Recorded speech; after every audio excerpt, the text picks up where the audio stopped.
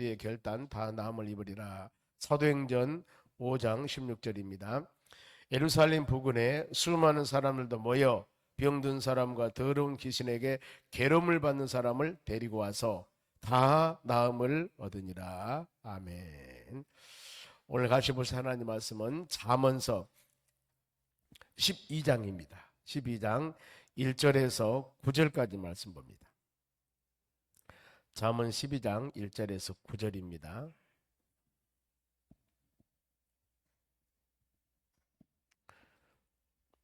(923쪽) 잠언 12장. 제가 먼저 한 절 읽겠습니다. 교독합니다. 훈계를 좋아하는 자는 지식을 좋아하거니와 징계를 싫어하는 자는 짐승과 같으니라.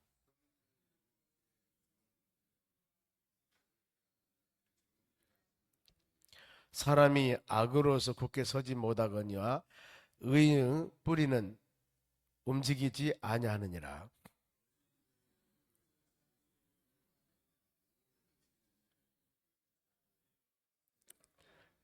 의인의 생각은 정직하여도 악인의 도모는 속임이라.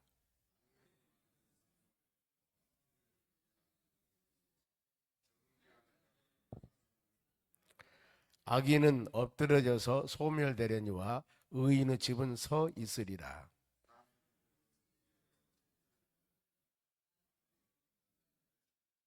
같이 읽습니다. 비천히 여김을 받을지라도 종을 부리는 자는 스스로 높은 채 하고도 음식이 핍절한 자보다 나으니라. 아멘. 옆 사람에 인사합시다. 오늘도 승리합시다. 오늘 하나님 말씀은 중요한 선택입니다. 중요한 선택. 잠언서를 보면은 상반입니다. 성과 악, 지혜롭고 미련하고 부하고 가난하고 이런 일반적으로 이렇게 되어 있는데 우리가 여기서 선택을 잘해야 됩니다. 그런데 신앙에서는 선택에 관한 부분들이 많이 나와요. 특히 창세기 13장 9절 이하의 말씀 보면 13장입니다. 아브라함이 그 조카 롯 번토고 친척 바로 고향을 떠납니다. 그래서 아브라함이 거하는 곳에서 하나님께서 축복을 줍니다. 그래서 아브라함의 조카 롯하고 같이 있는데 그들이 지금 목축을 하고 있는 사람들입니다. 그래서 이 바로 목축을 하고 있는 짐승들이 생육하고 번성하는 거예요. 잘 되었습니다. 그러니 지역은 한계가 이렇게 되어 있고 그다음에 목축들은 많아지고 동물들은 그러면은 먹을 것이 적어지죠. 그러다 보니까 형제간에도 삼촌하고 조카 사이인데 여기에서도 분쟁이 생기는 겁니다.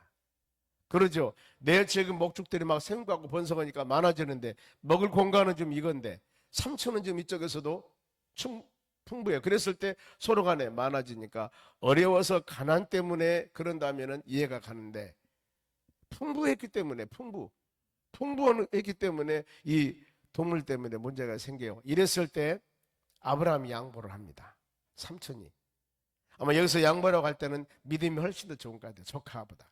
그렇죠. 아브라함은 직접 하나님 부르셨으니까. 그래 서로 간에 싸워서 아브라함 삼촌이 양보를 하는 것이 너다. 우리가 서로 간에 형제 간에 싸우면 되겠느냐. 네가 우하면 내가 자할 것이고 내가 자하면 내가 우할 것이다. 즉 네가 먼저 택해라. 네 가질 땅을 네 마음대로. 그랬을 때 조카 롯이 요단 지역, 거기는 기름진 땅입니다.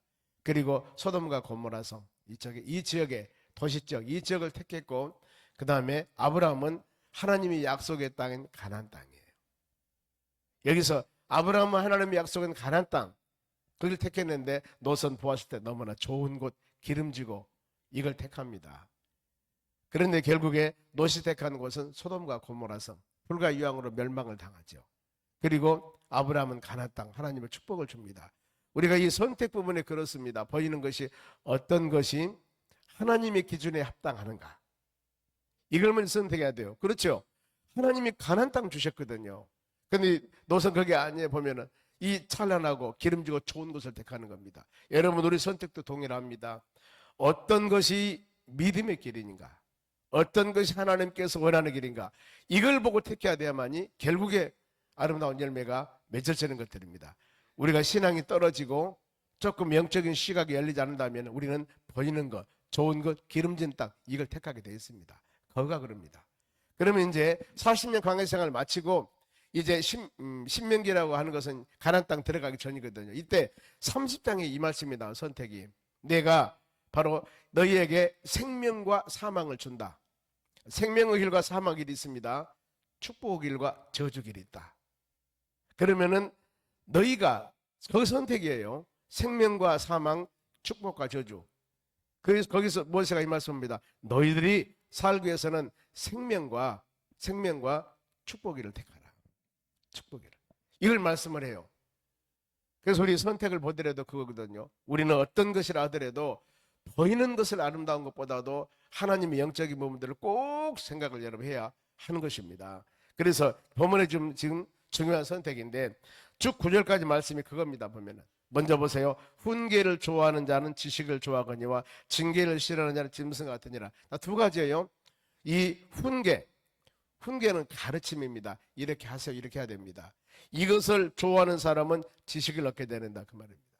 그런데 우리는 지금 무엇으로 훈계를 받냐면은 이래서요 저래서요 말로 하면은 기분 나쁠 때도 있어요. 그러나 그것도 가르침이라면은 받아야 됩니다. 그런데 그 훈계는 하나님의 말씀의 기능이에요. 디모데 3장 16절 말씀 보면은 성령으로 감동된 하나님의 말씀은 교훈이죠. 교훈 앞에 나온 겁니다. 교훈 가르침입니다. 그 다음에 책망이에요. 책망이 여러분 징계 이 부분도 훈계에 나옵니다. 그럴 수도 있습니다. 강하면은요 하나님의 사람으로 온전하며 선한 일을 행할 능력을 갖추기 위해서 하나님 말씀을 준 것입니다. 그래서 말씀을 통해 여러분들은 훈계를 받아야 됩니다. 가르침. 내 자신이 잘못된 길로 가면은 말씀을 통해서 이거 잘못했구나. 나에게 하나님이 주시는 하나님의 음성으로 마음에 새기면서 올바른 길을 선택해야 됩니다. 그리고 징계입니다. 징계 여러분 싫죠? 아픔입니다.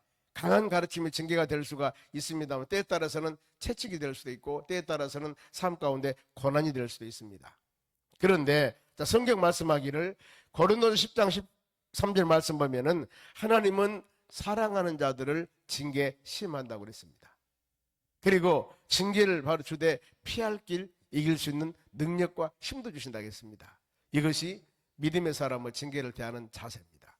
그러면 나에게 보면 하나님께서 뭔가 모르게 그 깨달음이 있습니다. 보면은 믿음 생활을 해 나갈 때 이 고난과 어려움이 있을 때 뭔가 모르게 나에게 주는 어떤 게 있어요. 자신은 압니다. 자신은 이랬을 때 하나님이 그 깨달음을 주었을 때 우리는 그대로 회개하며 그대로 순종하며 따라가는 것 이것이 여러분 신앙입니다. 그런데 성령께서 깨달음을 주었는데도 불구하고 안 지켜 잊어버려 그냥 그런다면은 하나님의 깨달음에 대한 멸시하는 겁니다. 열린 마음을 가지고 주의 말씀을 듣는 여러분 되시기 바랍니다. 그래 우리 선택은 여러분 훈계를 좋아하는 자 이건 바로 지식을 얻게 되고 징계를 싫어하는 자는 짐승과 같더라. 즉 징계를 좋아해야 됩니다. 받아들여야 됩니다. 이러면 안 됩니다. 이렇게 하세요. 그러면 이걸 받아들여야 돼요. 받아들이지 않으면 어떤 것은 짐승과 같다. 짐승은 이성적인 판단이 없습니다. 잠언서 이 49장 20절에도 그럽니다. 그 사람이 종기에 처하나 굉장히 귀중한 사람입니다. 명예 권세도 있는 사람이라고 할 수 있습니다. 많은 사람이 귀하게 여겨요. 종기에 처하나 깨닫지 못하는 사람, 하나님 말씀을 듣고 깨닫지 못하는 사람은 짐승이라는 단어가 나옵니다만은 짐승과 같다 그랬습니다. 우리는 누구예요? 하나님 모양과 형상으로 창조된 하나님의 자녀들입니다. 그러니 주의 말씀을 들었을 때 우리에게 깨달음이 있어야 됩니다. 우리가 또 누구예요? 성령의 사람들입니다. 성령이라고 하는 것, 성령의 사역은 우리로 하여금 깨닫게 하고 회개하게 하고 이런 능력을 주는 거예요. 성령께서는. 그러니 우리가 주의 말씀을 들으면서 이걸 깨닫고 우리 신앙을 적나라하게 바로 이 펼쳐놓으면서 그릇된 부분, 잘못된 부분들 고치고 치유하고 회복하면서 믿음으로 나가야 될 줄로 믿습니다. 그러면서 2절에는 선과 악을 말합니다. 보세요. 선인은 여호와께 은총을 받으려니와 악을 꾀하는 자는 정죄를 받음이라. 선과 악 크게 보면은 바로 믿는 자와 믿지 아니하는 자, 하나님을 경외하는 자와 경외하지 아니하는 자 이렇게 표현할 수도 있습니다. 그러면은 자 하나님 믿는 자는 하나님께 은총을 받으니와 그렇죠.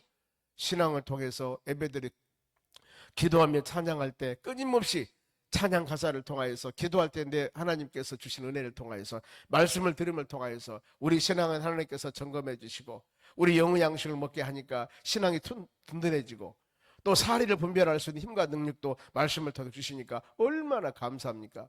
그러니 우리는 바로 선인은 하나님께 그러기 때문에 은총을 받는 겁니다. 은혜가 충만하고. 그런데 악인은 하나님을 등지고 하나님을 모른다고 하고 이런 바로 악을 행하는 꾀하는 자는 징벌을 받으니라. 악한 사람들이 아무리 세상 술수와 세상 방법으로 많은 것을 모으고 많은 것을 바로 갖는다 할지라도 바로 자차 잘못하면 이것은 하나님께 오히려 정죄함이 될 수도 있습니다. 말씀과 믿음 안에 항상 우리 신앙을 점검해 보는 여러분이 되시기 바랍니다. 그러면서 3절에 사람이 악으로서 굳게 서지 못하거니와 의의 뿌리는 움직이지 아니하리라. 바로 악으로서 굳게 서지 못하리라. 이스라엘 나라가 바로 솔로몬 이후에 남북으로 갈라집니다. 이 사울 왕 일대였을 때도 나라가 하나였습니다. 남북으로 하나였고 그 다음에 다윗 때도 나라가 하나였습니다. 우리 같이 북한과 남한이 한 나라였어요. 그런데 솔로몬 이후에 솔로몬이 그 우상을 숭배하고 솔로몬이 하나님 말씀 듣지 아니하고 솔로몬이 못된 짓 하고 바로 1000명이나 되는 부인을 얻어가지고 바로 정신이 돌아가 버립니다. 하나님 말씀을 듣지 않아 버립니다. 그 여인들이 전부 다 오면서 자기들이 섬기는 우상들을 가지고 왔는데 오히려 하나님을 섬기는 것보다도 이쪽으로 흘러가요. 어땠습니까? 하나님께서 솔로몬이 처음에는 지혜왕이가 참 잘했습니다만 마지막에 바로 이렇게 해피엔드로 끝나지를 못한 거였어요. 그래서 하나님께서는 네가 그동안 행한 행적을 내가 봐주고 너희 아들 때 내가 징계를 하리라. 하나님이 그러면서 솔로몬 아들이 르호보암입니다. 이때 남북으로 갈라져요. 남북으로. 북쪽에는 이스라엘 나라, 도시는 사마리아입니다. 성경 구약 읽다 보면은 이스라엘 사마리아 할 때 물론 통합될 때도 있습니다만은 북쪽을 말하고 그 다음에 남쪽에는 이 유다입니다. 유다고 유대나라라고 유대나라. 그리고 거기에 도시는 예루살렘이었습니다. 그러면은 남북으로 갈라져 있을 때 북쪽에 왕이 세워집니다. 19명의 왕이 있어요. 그런데 북쪽에는 19명의 왕이 사람이 악으로 굳어지 못하나 그랬지 않습니까? 한 명도 선한 왕이 없어요. 우리 같으면은 바로 북쪽에 지금 북한같이 김일성이, 김정은이, 김정일이 이분들이 선합니까? 대대로 내려올 때 그들은 바로 그렇게 갈 거예요. 공산국가니까. 그렇죠? 하나님의 특별한 은혜가 되어서 이제 통합이 되면 민주주가가 되어서 더 살기 좋은 시대가 될런가 모르겠지만 아무리 북한은 차차순선 내려온다 하더라도 공산국가는 공산국가예요. 북쪽에 있는 이스라엘가 끝까지 19명의 왕에 한 사람은 선한 왕이 없었습니다. 그러나 남쪽의 유대는 20명의 왕이 있었는데 한 8명 5명 이렇게 해서 선한 왕들이 있었습니다. 이것을 볼 때 그렇구나. 악인이 사람이 악으로 굳게 서질 못하거니와 의인의 뿌리는 움직이지 아니하리라. 말씀과 믿음 안에 뿌리를 뻗치고 나간 우리의 삶에 되었을 때 하나님께 주시는 은혜가 큽니다. 그리고 4절입니다. 어진 여인은 그 지압이 면류관이요. 참 부인이 지혜로우면은 남편이 머리에 면류관을 쓴다는 겁니다. 그런데 욕을 끼치는 여인은 부인이 욕을 끼치는 여인은 그 지압이에 뼈가 썩은 것 같으니라. 뼈를 고민이 많이 만드는 겁니다. 그래서 우리는 이와 같이 서로 간에 온전한 관계를 되어야 됩니다. 구약에 보면은 아비가일이라는 여인이 있습니다. 남편이 나발이에요. 다윗이 지금 사울 왕에 쫓겨다닐 때 배가 이 다윗이 혼자가 아니라 같이 다니는 시솔들이 꽤 많이 있었습니다. 그래서 이 나발이라는 사람이 여기저기 있는 나쁜 사람들이 와서 목축업을 하니까 수많은 바로 이 짐승을 기르고 있는데 나쁜 사람들이 와서 나발이라는 그 집에 짐승 같은 것을 막 잡아갑니다. 이랬을 때 다윗이 다 지켜줬어요. 그걸 보호해줬습니다. 그런데 어느 날 다윗이 이제 여기저기 쫓겨다니다 보니까 배가 고파 먹을 것이 떨어졌어. 그래서 나발한테 갑니다. 내가 그동안 지켜준 것이 또 그러니까 나에게 좀 먹을 거 좀 주라고. 이랬을 때 나발이 이런 거절을 해버립니다. 네가 누구야? 안 해주거든요. 그래서 다윗이 얼마나 화가 나요. 내가 그동안 베푼 은혜가 있는데 은혜를 모르는 이 사람. 그래서 이 몇 명의 식소를 거느려 가서 나발은 사람을 전부 다 죽이려고 합니다. 이랬을 때 그 소식을 누가 하냐면은 나발의 부인 아비가일이라는 여인이 그걸 알아요. 큰일 났거든요. 남편도 죽는 것뿐만 아니라 이 모든 재산 다 뺏기게 됐거든요. 이 소식을 듣고 빨리 바로 짐승을 잡고 맛있는 음식을 준비해서 바로 이 다윗이 오는 곳을 마중 나갑니다. 마중 나가서 다윗이 오는 곳을 보고 무릎 꿇고 바로 사죄를 하는 겁니다. 내 남편이 우매해서 그동안 모든 은혜를 잊어버리고 그랬으니 용서해 주시라고. 그래서 다윗이 그 여인의 그 바로 지혜로운 행동을 보고 용서해 줍니다. 만일 안 그랬다면 그 가정이 어때요? 초전박살 나지요. 다 부서집니다. 그래서 이 바로 이 어진 여인 그러면은 아비가일이라는 여인으로 생각이 되는 것들입니다. 그래서 잠언서 뒤에 보면은 그런 말씀이 나와요. 30장 31절에 지혜로운 여인을 얻는 것은 바로 보석을 얻는 것보다도 훨씬 낫다. 그러면서 우리가 살아가는 믿음 삶 가운데 지혜로운 삶을 살아가야 하라고 성경은 가르치고 있습니다. 여러분, 우리가 지혜로워야 됩니다. 지혜로워야 돼요.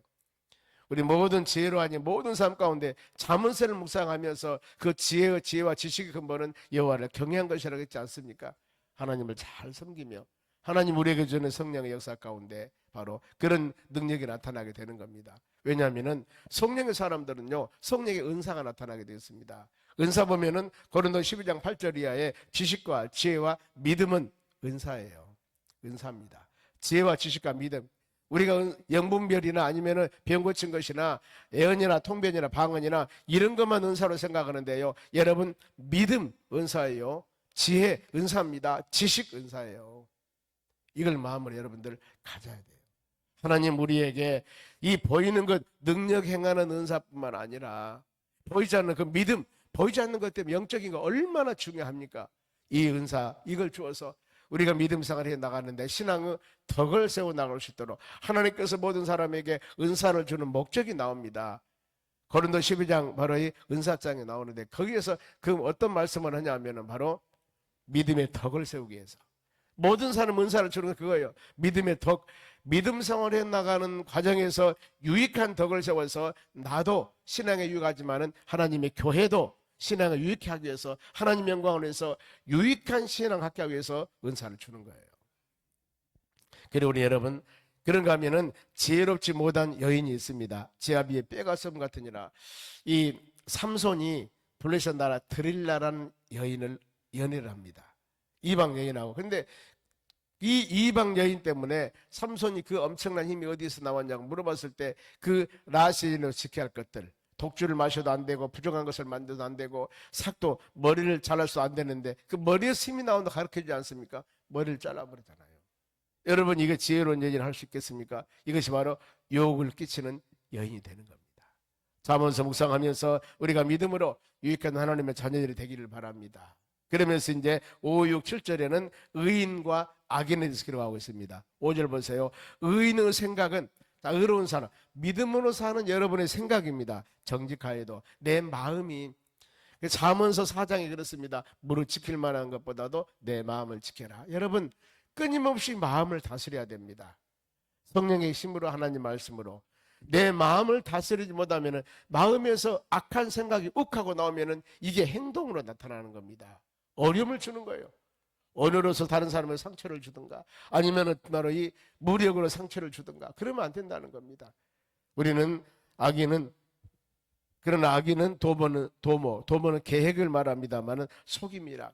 악한 사람은 속이지만 우리 마음은 항상 정직해야 되고 그 다음에 6절 말씀 보면은 의인의 말은 사람들을 엿보아 피를 흘리지 않은 것이나 정직한 자는 입은 사람을 구원하느니라. 말 악한 사람 말은 어때요? 하는 말마다 올바르지 않습니다. 덕이 되지 않습니다. 그러나 정직한 자 믿음으로 사는 자의 입은 그 사람을 구원하느니라. 구원 건져준다 그 말입니다. 어려운 상황을 산다 할지라도 서로 칭찬하면서 서로 간에 위로하면서 세워주는 말 때에 따라서는 아름다운 권면을 통해서 믿음의 자녀들을 세울 때 이 언어야말로 그 사람을 살리는 역사가 일어나는 것입니다. 그러면서 바로 8절에 사람은 그 지혜대로 칭찬을 받으려니와 마음이 굳은 자는 멸시를 받으니라. 칭찬과 멸시입니다. 여러분 내가 많은 사람에게 칭찬을 받는 사람이라 한다면 그 사람은 지혜로운 사람입니다. 왜요? 어찌 인간관계 서로 간에 좋은 일만 가르쳐 주시겠습니까? 모든 사람이 똑같지 않습니다. 그 사람이 어떤 때는 선한 사람이 있는가 하면 선하지 못한 사람도 있어요. 그런데 선하지 못한 사람이 나를 칭찬한다, 선한 사람이 나를 칭찬한다 이랬을 때 내가 과연 그 사람을 어떻게 대했을까? 내가 대했을 때 뭔가 하면 그 사람에게 잘 대했기 때문에 그 사람의 입에서 칭찬이 나오는 겁니다. 그러면은 비록 그 사람이 선하지 못한다 할지라도 바르게 잘 대해서 그 사람 입에서 칭찬이 나온다면은 이 사람은 지혜로운 사람입니다.